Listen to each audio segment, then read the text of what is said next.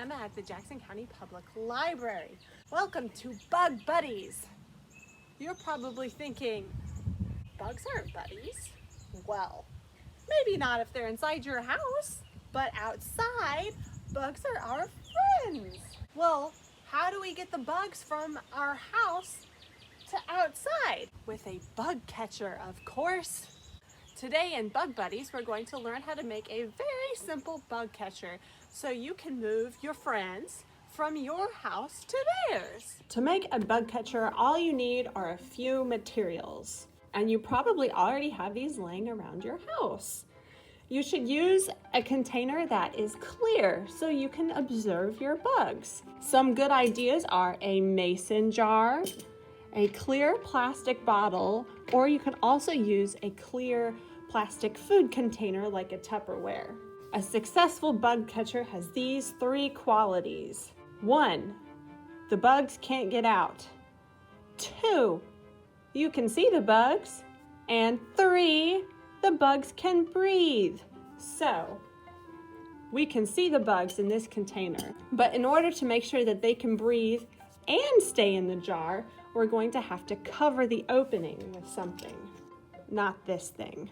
There are lots of different materials you can use to cover the opening. You can use netting fabric, screen, gauze, like for a bandage, pantyhose, or you can do this very simple trick that I'm going to show you with aluminum foil. So you'll need one piece of aluminum foil that you fold in half. And make sure that when it's folded in half, it can still fit over the mouth of the jar.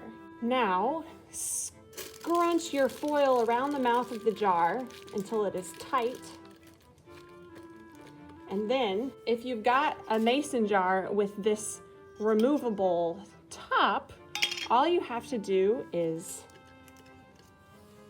place the top over the foil and twist it on. And after you do this a few times, the foil will get pressed further into the grooves and it will fit better. If you don't have this kind of top, you can attach the foil with a rubber band. And for this, you'll want to make sure that you use a piece of foil that is bigger, so it goes further down the jar so the rubber band will fit. So my foil is attached to the top, and I'm going to use these scissors to trim off the excess bits of foil. Now we have to make sure that the bug can breathe, and all we need to do is poke holes into the top of the foil. And for this, you can use a paper clip or a thumbtack or a pencil, but make sure that the holes are very tiny, because if they're big, the bugs can get out. So I'm just going to use a thumbtack to poke holes.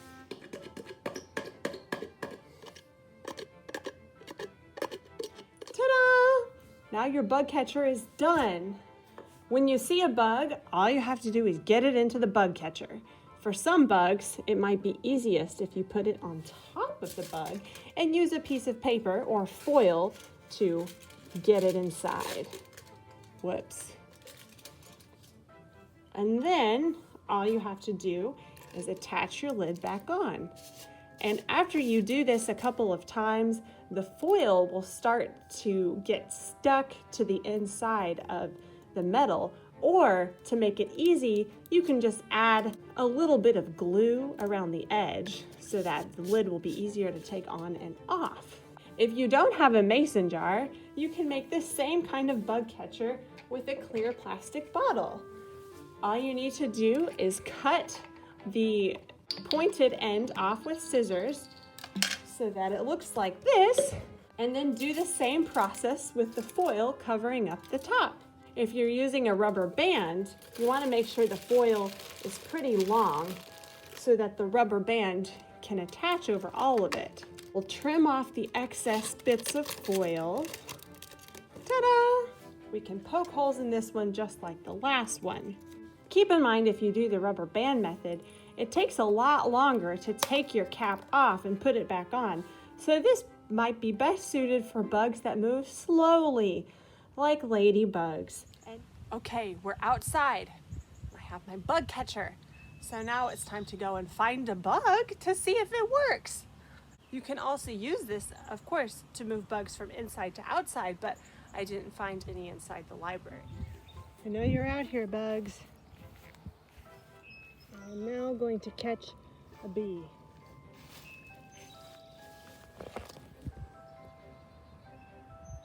Okay, I've caught a bee. It's mad, but my bug catcher works, so it's time to let the bee go. The bee is still inside the bug catcher. It wants to stay.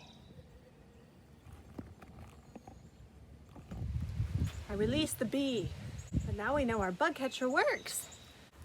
And remember, this is not a home for the bugs.